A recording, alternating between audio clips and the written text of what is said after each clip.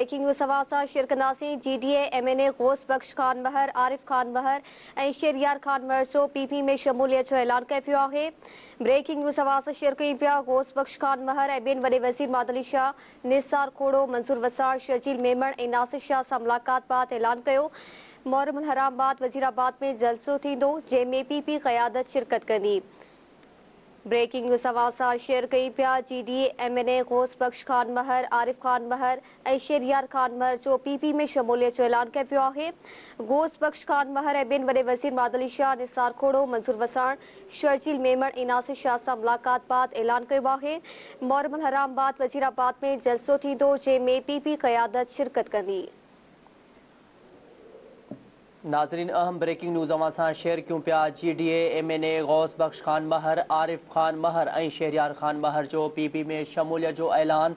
गौस बख्श खान महर ऐं ॿियनि वॾे वज़ीर सैयद मुराद अली शाह, निसार खोड़ो, मंसूर वसाण, शर्जील मेमण ऐं नासिर हुसैन शाह सां मुलाक़ात बाद ऐलान कयो आहे। मुहर्रमुल हराम बाद वॾे वज़ीराबाद में जलसो थींदो, जंहिंमें PP क़यादत शिरकत कंदी।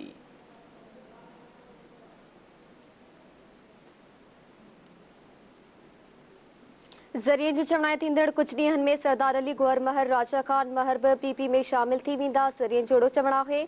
ब्रेकिंग न्यूज़ सभा सां शेयर कई पिया। GDA MNA गौस बख्श खान महर, आरिफ खान महर ऐं शेरियार खान महर PP में शमूलियत जो ऐलान कयो आहे। गौस बख्श खान महर ऐं ॿियनि वॾे वज़ीर मादली शाह, निसार खोड़ो, मंसूर वसाण, शर्जील मेमण ऐं नासिर शाह सां मुलाक़ात बाद ऐलान कयो।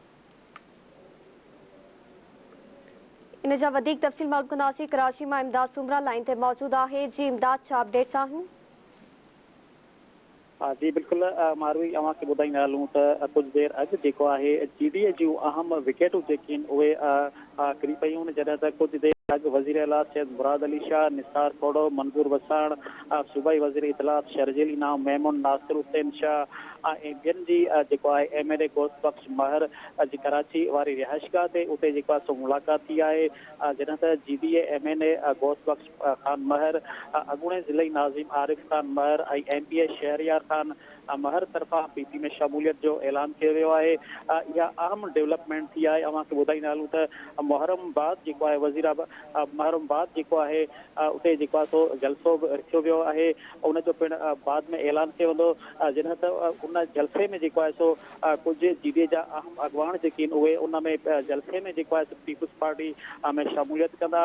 अव्हांखे ॿुधाईंदा हलूं त खानगढ़ जे महर सरदारनि जा मामला अञा तय न थी सघिया आहिनि। ज़रियनि वटां इहे मालूम थियो आहे त PP क़यादत खानगढ़ जे महर सरदारनि विच में ॿिनि सूबाई सीटनि ते घुर वारे मामले ते जेको आहे सो उते ॻाल्हियूं थियूं आहिनि, जॾहिं त उहो 1.5 लाख अञा जेको आहे सो बरक़रार आहे।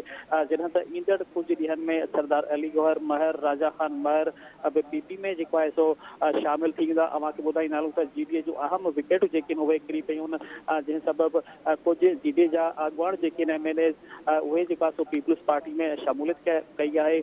कुझु देरि अॻु जेको आहे सो कराची में जेको आहे सो GDA जे अॻवाननि सां पिणु मुलाक़ात कई वई आहे। जी ठीक आहे, महिरबानी इमदाद अवां जी तफ़सीलनि लाइ। नाज़रीन, अवां खे आगाह कई पिया। GDA MNA गौस बख्श खान महर, आरिफ खान महर ऐं शेरियार खान महर जो PP में शमूलियत जो ऐलान कयो वियो आहे। कोशिश कंदासीं चीफ रिपोर्टर कराची शबील आशारी खां बि इन मामले ते वधीक तफ़सील मालूम करे सघूं। अवां खे इहा ख़बर ॾियूं पिया त गौस बख्श खान महर ऐं ॿियनि वॾे वज़ीर मादली शाह, निसार खोड़ो, मंसूर वसाण, शर्जील मेमण ऐं नासिर शाह सां मुलाक़ात बाद ऐलान कयो आहे। मोहर्रम हराम बाद वज़ीराबाद में जलसो थींदो, जंहिंमें PP क़यादत शिरकत कंदी। राब्तो थियो आहे चीफ रिपोर्टर कराची शबील आशारी सां। जी शबीर, अवां वटि छा अपडेट्स आहिनि? जी बिल्कुलु, आम चूंडनि खां अॻु में ई सिंध जूं जेके अहम सियासी शख़्सियतूं आहिनि उन्हनि जो पाकिस्तान पीपुल्स पार्टी में शमूलियत जो जेको सिलसिलो ऐं मुलाक़ातनि जो सिलसिलो।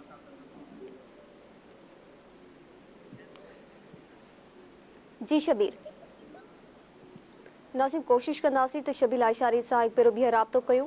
अवां खे आगाह कयूं पिया। GDA MNA गौस बख्श खान महर, आरिफ खान महर ऐं शेरियार खान महर जो PP में शमूलियत जो ऐलान कयो पियो आहे।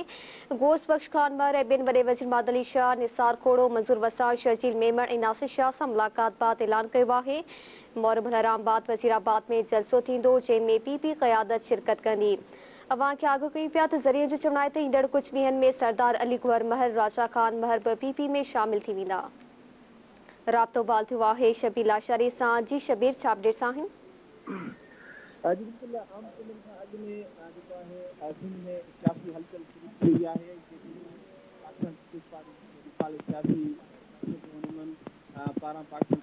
शबीर, अवां जो आवाज़ सही न पियो पहुचे, ॿीहर राब्तो करण जी कोशिश कंदासीं। नासिन अवां खे आगाह कयूं पिया GDMNA घोष बख्श खान महर, आरिफ खान महर ऐं शहरियार खान महर जो PP में शमूलियत जो ऐलान कयो वियो आहे। घोष बख्श खान महर ऐं ॿिनि वॾे वज़ीर माद अली शाह, निसार कोड़ो, मंज़ूर वसाण, शर्जील मेमण ऐं नासिर शाह सां मुलाक़ात बाद ऐलान कयो। मुहर्रम हराम बाद वज़ीराबाद में जलसो थींदो, जंहिंमें PP क़यादत शिरकत कंदी। ज़रियनि जो चवणु आहे त ईंदड़ कुझु ॾींहनि में सरदार अली गौहर महर, राजा खान महर बि PP में शामिल थी वेंदा।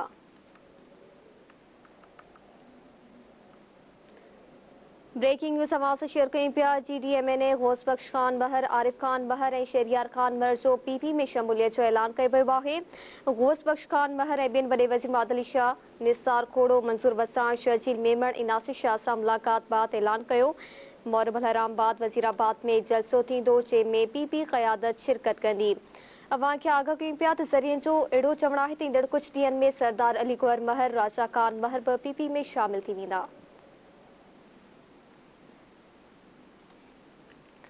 अवां खे आगाह कयूं पिया GDMNA घोष बख्श खान महर, आरिफ खान महर ऐं शहरियार खान महर PP में शमूलियत जो ऐलान कयो आहे।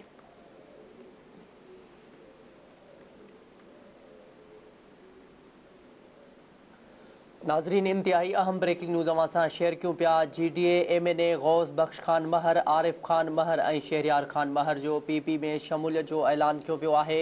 घोष बख्श खान महर ऐं ॿियनि वॾे वज़ीर सैयद मुराद अली शाह, निसार खोड़ो, मंज़ूर वसाण, शर्जील मेमण ऐं नासिर हुसैन शाह सां मुलाक़ात बाद ऐलान कयो। मुहर्रम हराम बाद वज़ीराबाद में जलसो थींदो, जंहिंमें PP क़यादत शिरकत कंदी।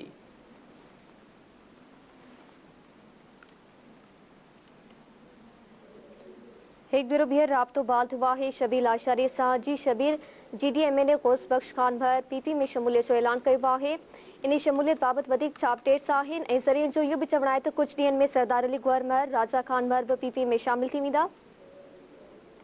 जी बिल्कुलु GDMNA गौस बख्श खान महर सां हिन वक़्तु वॾे वज़ीर सैयद मुराद अली शाह ऐं पाकिस्तान पीपुल्स पार्टी सिंध जे सदर निसार अहमद खोड़े, सूबाई वज़ीर शर्जील इनाम मेमण, सूबाई वज़ीर नासिर हुसैन शाह ऐं ॿियनि उनजी रिहाइशगाह ते पहुची मुलाक़ात कई आहे। ऐं GDMNA गौस बख्श खान महर पाकिस्तान पीपुल्स पार्टी में शमूलियत जो ऐलान कयो आहे, पर बाज़ाब्ता तौर ते अञा ताईं का प्रेस कॉन्फ्रेंस न थी आहे।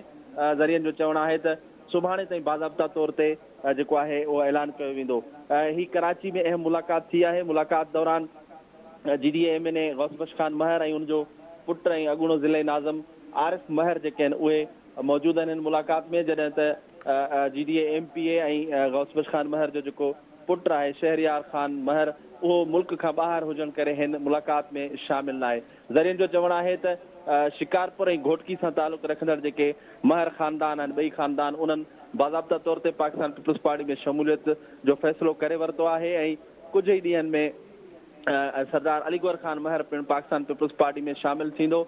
ऐं ज़रियनि जी दावा आहे त ईंदड़ कुझु ॾींहनि में जेको आहे पाकिस्तान पीपुल्स पार्टी जो चेयरमैन बिलाल भुट्टो ज़रदारी पाण गौस बख्श खान महर जे जेको आहे तक में पहुची, ॻोठ में पहुची, उते जलसो आम बि कंदो ऐं उते ई बाज़ाब्ता तौर ते गौस बख्श खान महर पंहिंजे ख़ानदान समेत पाकिस्तान पीपुल्स पार्टी में शमूलियत जो ऐलान कंदो। हिन वक़्तु अहम मुलाक़ात थी आहे जंहिंमें वॾो वज़ीर सैयद मुराद अली शाह ऐं ॿिया पाकिस्तान पीपुल्स पार्टी जा सूबाई अॻुवान ऐं पीपुल्स पार्टी सिंध जो सदर निसार अहमद खोड़ो गौस बख्श खान महर जी कराची रिहाइशगाह ते पहुता आहिनि ऐं उते मुलाक़ात खां पोइ गौस बख्श खान महर पाकिस्तान पीपुल्स पार्टी में शामिल थियण जो फ़ैसिलो करे वरितो आहे। ठीकु आहे, महिरबानी शबीर अवां जी आगाह करण लाइ। नाज़रीन, अवां खे आगाह कयूं पिया GDMNA घोष बख्श खान महर, आरिफ खान महर ऐं शहरियार खान महर जो PP में शमूलियत जो ऐलान कयो वियो आहे। घोष बख्श खान महर ऐं ॿिनि वॾे वज़ीर माद अली शाह, निसार खोड़ो, मंसूर वसाण, शर्जील मेमण ऐं नासिर शाह सां मुलाक़ात बाद ऐलान कयो।